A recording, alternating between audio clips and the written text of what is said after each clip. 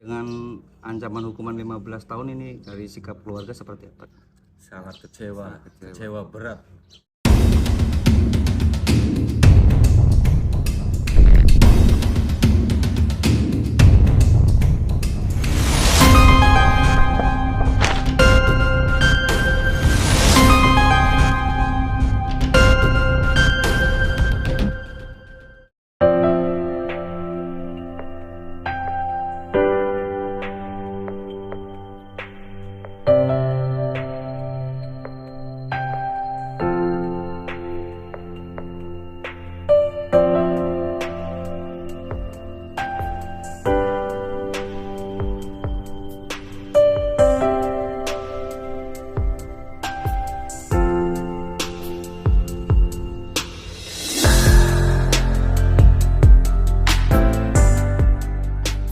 Nah, dengan ancaman hukuman 15 tahun ini dari sikap keluarga seperti apa?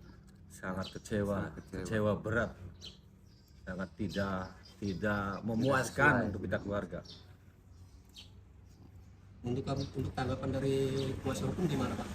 Ya, Kapolres sudah mengumumkan tentang pelaku pembunuhan terhadap Putri itu memang benar sudah ditangkap dan sudah dirilis ya tadi pagi, Bribda Alfian Maulana Sinaga, dan pasalnya juga sudah disampaikan, yaitu pasal 338 KUHP dan atau pasal 351 ayat 3 KUHP.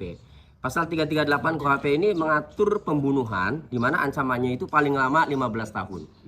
Sedangkan 351 ayat 3 itu penganiayaan yang mengakibatkan matinya orang. Ancaman hukumannya kalau pakai pasal itu justru cuma 7 tahun. Kalau 351 ayat 3. Nah, tentu ini sangat mengecewakan keluarga korban, tadi sudah dengar sendiri ya. Tetapi tadi pagi jam 10 setelah konferensi pers itu, Kasat Reskrim Polres Indramayu, Pak AKP Muhammad Arwin Bahar ya, itu menelpon saya jam 10. Beliau menyampaikan kepada saya bahwa sudah dirilis pelakunya ini oleh Kapolres ya. Kemudian pasal yang dikenakan itu 338 dan atau 351. Pak Kasat memberikan pemahaman kepada saya ya. Sementara masih pasal 338 dan atau 351.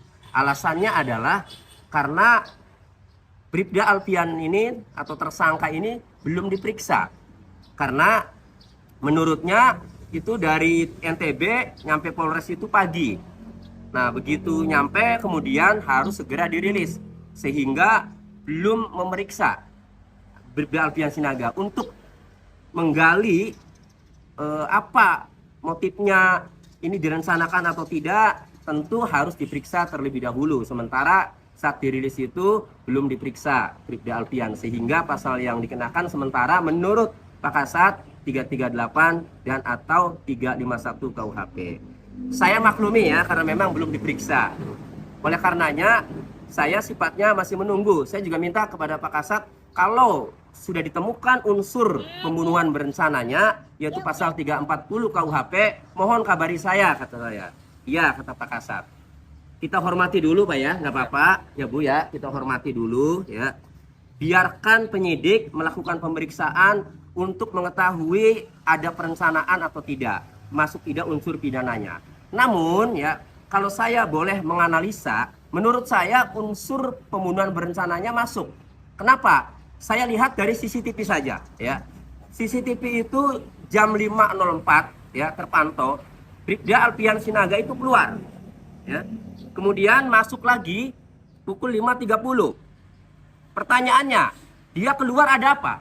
Apakah dia biasa keluar misalnya sholat subuh atau apa? Itu kan belum tentu, makanya dibandingkan dengan keluar yang terakhirnya jam 8 yang dalam keadaan panik, kalau jam 5.04 ini tidak dalam keadaan panik, biasa saja, seperti berpikir merencanakan. Karena dalam unsur pasal 340 itu berpikir sesaat saja dengan tenang, kemudian ia sempat berpikir akan melakukan pembunuhan, apa yang dilakukannya itu sadar, maka itu sudah masuk unsur perencanaan.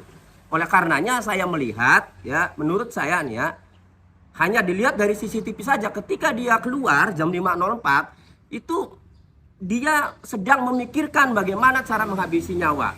Dia bisa jadi melihat situasi di jalan, bisa jadi ini bagaimana menghilangkan jejak jenazah, melihat jejak tindak pidana bagaimana. Faktanya dibakar kan, artinya itu hasil dari perencanaan itu menurut saya. Kemudian di TKP ditemukan apa yang membuatnya terbakar. Kalau disiapkan kemudian bahan bakarnya atau bahan apapun yang membuatnya untuk mudah terbakar, itu namanya perencanaan. Jadi meskipun belum memeriksa tersangka, belum memeriksa Brigjen, menurut saya ya, saya menganalisa dari barang bukti atau alat bukti yang ditemukan di TKP, dugaan saya kuat perencanaannya itu ada. Tetapi tetap ya, kami menunggu keputusan dari penyidik Polres Indramayu. Kalau 15 tahun itu tidak puas atau gimana?